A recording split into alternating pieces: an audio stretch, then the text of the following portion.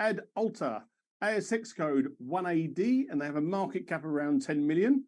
AdAlta is a clinical stage biotechnology company using its iBody platform to discover and develop next generation protein therapeutics, addressing drug targets that are challenging for other technologies.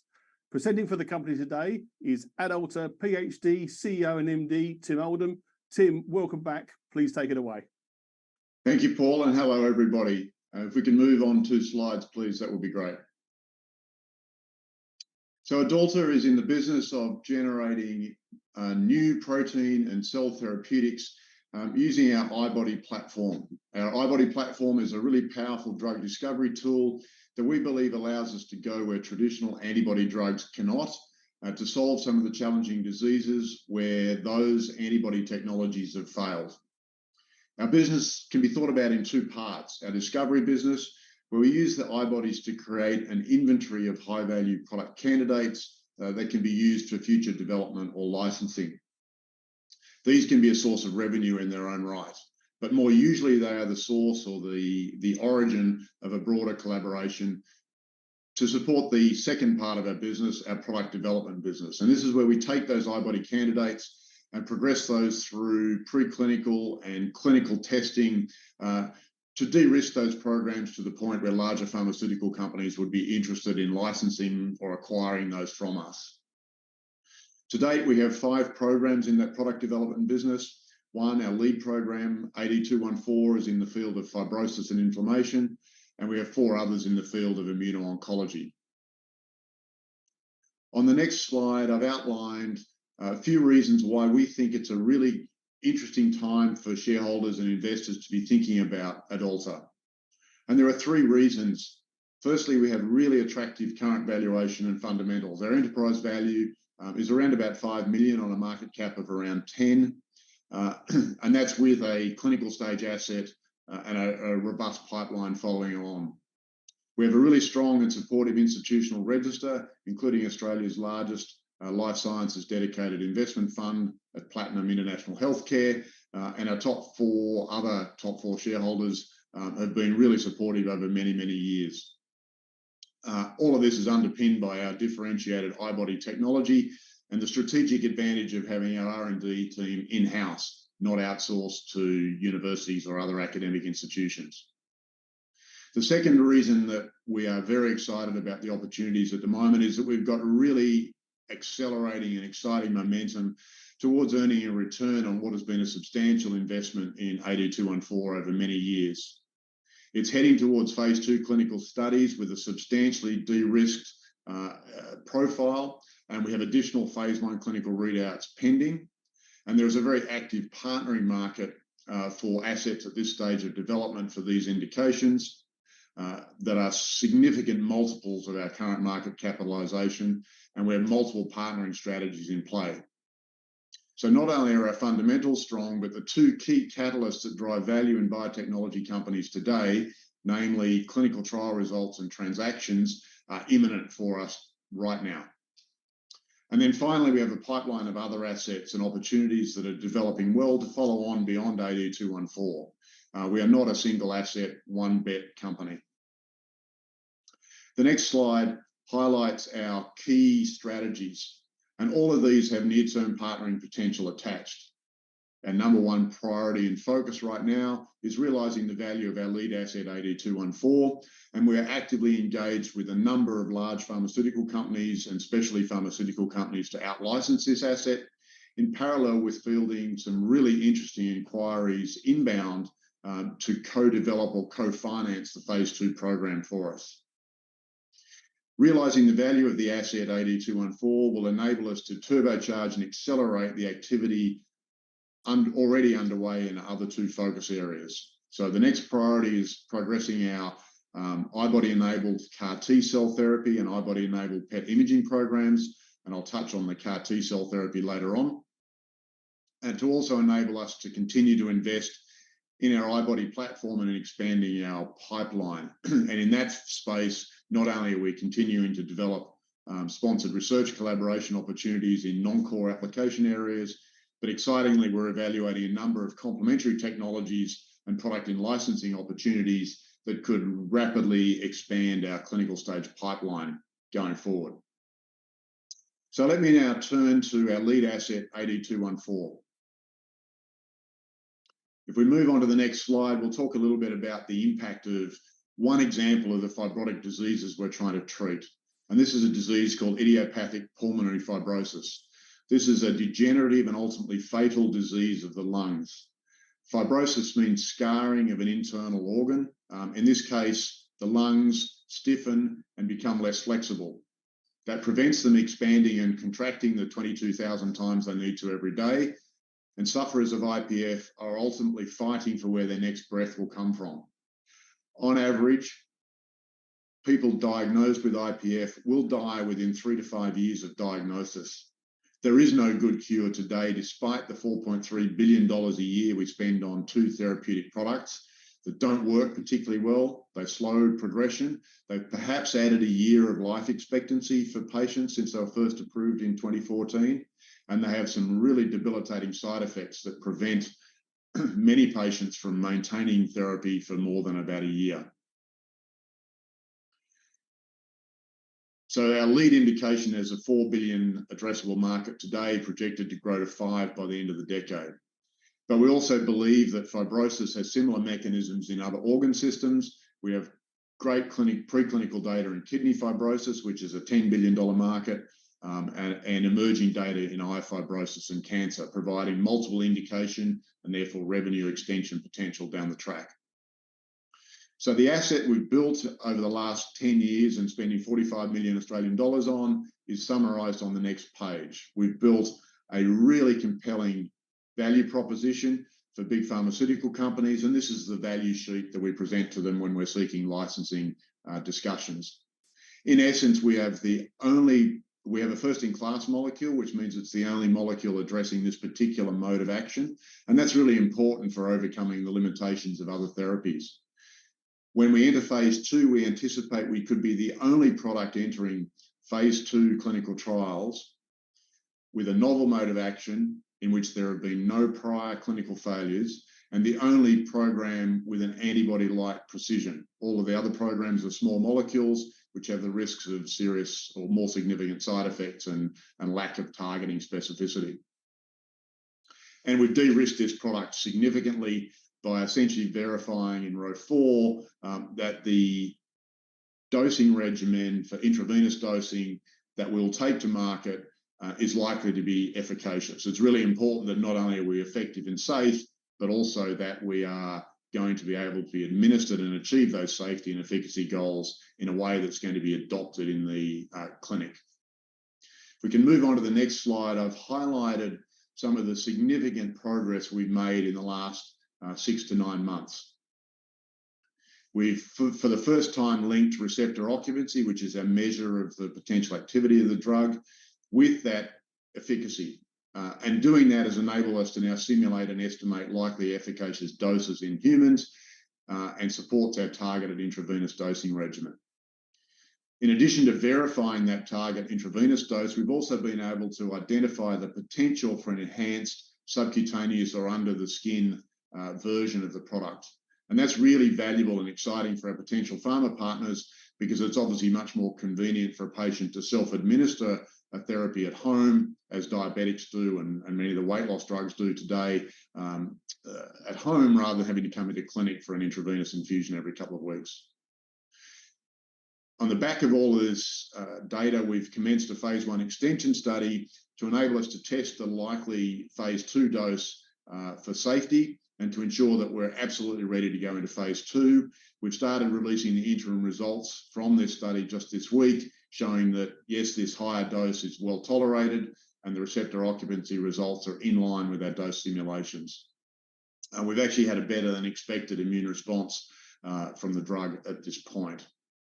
The full safety and immune response results will be available in Q1 2024, and that gives us the final piece of data, after which we will have done everything possible, we believe, to demonstrate the safety and probable efficacy of this drug, short of putting it into a phase 2 clinical trial. That's the catalyst for us to have materially accelerated our partnering activities on this molecule over the last 6 months. We had 21 active discussions underway for out-licensing as at June, and several of those have progressed rather significantly in recent times. We've also been encouraged by new inbound inquiries from investors who really want to take exposure to phase 2 development risk and are essentially offering to finance the phase 2 program for us for a share of the total value of the asset. So we're now pursuing both strategies in parallel, which gives us a couple of different shots on goal to essentially monetize and realize the value of this investment. Now, what is this asset worth? Well, we won't know until we actually execute a transaction, but on the next slide, you can see that there have been 11 transactions over the last 15 months for assets designed for idiopathic pulmonary fibrosis. Between preclinical and phase 2, and AD214 is right in the middle of that development stage. And these assets are commanding upfront payments from $45 million and up, and contingent development milestone payments of up to $1 billion. So even that upfront payment is a 4 times multiple on our current market capitalization today. So not only do we have a really compelling value proposition for a really high unmet need disease, we also have an asset that is being actively traded and sought by big pharmaceutical companies for really compelling valuations. So let's now turn briefly to our CAR-T program, which is part of our immuno-oncology portfolio. If we turn to the next slide, what is CAR-T cell therapy? Well, essentially what we're doing is taking a patient's own immune system, taking immune cells, engineering them in a laboratory or modifying in a laboratory so they're now able to see cancer that's previously hidden from your immune system. We're giving the patient back a living drug in a single dose that's potentially curative. Now, there are 6 CAR-T cell therapies approved by the FDA since 2017 in the US, and they've demonstrated some pretty amazing outcomes. 83% response rates in pediatric leukemias, for example. These are insane when you think about these patients have failed multiple lines of chemotherapy previously and have no other options. So these outcomes are truly transformational, and this market is growing at a rapid rate, forecast over 30% per year to the end of the decade. But the real challenge is we've so far approved these products only for blood cancers. 90% of all cancers are solid tumours, and these are much harder to target, much harder to access, and are much more immune suppressive. In order to achieve the same hope for solid cancer patients as we've been able to achieve, or as the industry's been able to achieve for blood cancers, we need what are called multifunctional CAR cell therapies. These are therapies that target multiple different antigens or targets on the tumour and are also able to address the immune suppression of the tumour. And on the next slide, I've outlined very, very briefly how AdAlta's iBodies are capable of doing this. The iBody is the smallest possible unit we know of that can create this engineered functionality into an immune cell. The small iBodies means we can insert more functions into the cell. We can engineer more functions into the cell with the same tools and capacity, and that's enabling us to produce these superior and multifunctional iCAR-T products. This improves targeting, persistence, and performance. And we have our first collaboration with Australian biotechnology company Carina Biotech, where we're already working with them on 3 programs. We have significant industry interest from potential additional partners, and the next slide shows just how valuable these programs could be. On average, cell therapy assets transact at 3.5 times the value of a classic biological protein therapeutics, and they transact early at preclinical proof of concept, where upfront payments after we've cured a mouse can be as much as $25 million. So let me summarize now where we've achieved, what our portfolio is, and why you should think about us. Moving forward, perhaps 2 slides, I think. We can now see our pipeline summarized in 1 page, showing the 5 assets that we're working on with the valuation comparators that give us confidence that these are worth much more than our current market capitalization. And they're all underpinned by our iBody technology that enables us to do it over and over again.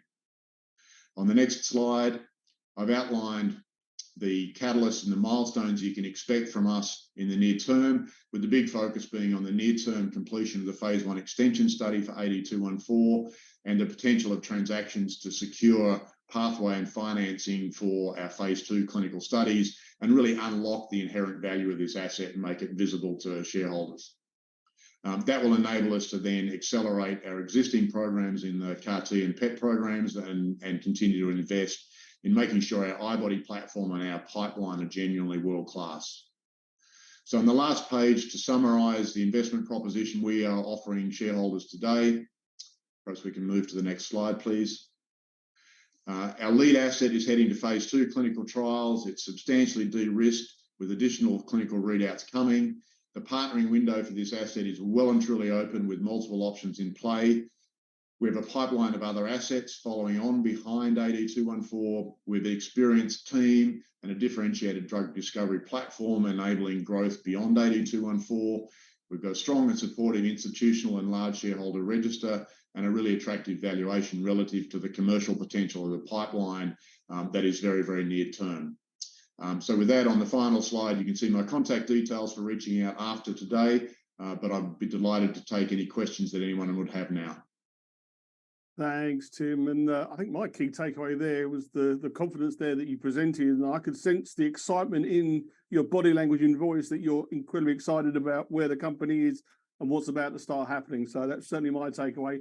Hopefully others picked up on that as well. Yeah, indeed, it's been a really exciting year for us, and that confidence increase is genuine. I mean, from February last year or this year to where we are now, the progress we've made de-risking our phase 2 program and talking to partners has just been really exciting. So you mentioned that the full immune response data for AD214 should be ready in the first quarter 2024. Once this data has been made available, can we expect to see progress on potential partners? Yes, absolutely. We have been cultivating a pipeline of out-licensing partners for multiple years now. We get to sell this asset once, so we want to make sure that we've created as much of an option as we can. We have, for example, 21 companies, that were evaluating this asset and willing to partner at phase 1, as at the Big Bio Partnering Conference in June. To give an example of some of the progress that's been made, one of those companies has already taken a sample of AD214, is doing their own immune testing in their own laboratories. They're not waiting for our clinical data. And they've indicated that they're very keen to see the final data from the trial as a prelude to moving into full due diligence. But the other bit that got really exciting was when we had a number of inbound inquiries that said, you've done the heavy lifting, you've de-risked the asset as far as you can. I'm a financial investor. I can't execute commercialization, but I'm interested in taking risk on phase 2. I'm interested in providing the funding to enable you to complete phase 2 in return for a share of the asset. And that would provide not just working capital for AdAlta, but would mean we would retain a larger share of the asset as we take it into phase 2, and we wouldn't have to ask our existing shareholders to fund phase 2, which frankly, given our current market cap, is not easy to do. So we're not expecting our existing shareholders to have to fund phase 2 under either scenario. Those two partnering strategies are running in parallel. And if anything, the co-investment one could potentially move faster than the pharma partnering one. Yeah, that's really significant. And what transactions or partnerships have you seen in the IPF space, and how are they being structured? So the list I showed earlier in the presentation, typically, I mean, they've ranged from acquisitions of the product through to classic licensing deals where a pharma company will pay an upfront milestone payment to recognise the intellectual property and the value that's been built in the asset to date. Typically, they'll then be structured with a series of gradually increasing milestones as the asset moves through phase 2 and phase 3 development. Once it reaches market, assuming it gets there, then there'll be a royalty payment on the partner's sales. And there's usually some sales milestones attached as well. So once it hits certain sales thresholds, then there are additional milestone payments to the company. So that's the classic way it would look like. The co-development model would be very much around an investment in the asset through a special purpose vehicle that then is enough to fund all the way through to the end of phase 2. We would retain, obviously, a much greater ownership share at that point, but we would also provide services to execute the phase 2 clinical trial, and that would also provide margin and working capital to enable us to progress our other collaborations. So either way, those transactions should certainly reduce our requirements for funds, not just for this asset, but also for our entire pipeline. All right, and a tough one to finish up with, Tim. When can we realistically expect to see those phase 2 trials commence? So that's obviously subject to our ability to secure financing. We do have a little bit of mechanical work to support the regulatory filing, which will go into the US to support this. We estimate today that we're probably around 18 months away from commencing phase 2. But the catalysts beforehand are really about unlocking the value and financing that. So we would expect transactions well before that in our best case scenario. Tim Oldham, thank you very much for your time today. We'll be keeping a very close eye on your progress in the next coming months, and we'd love to have you back on in the new year. Thank you, Paul.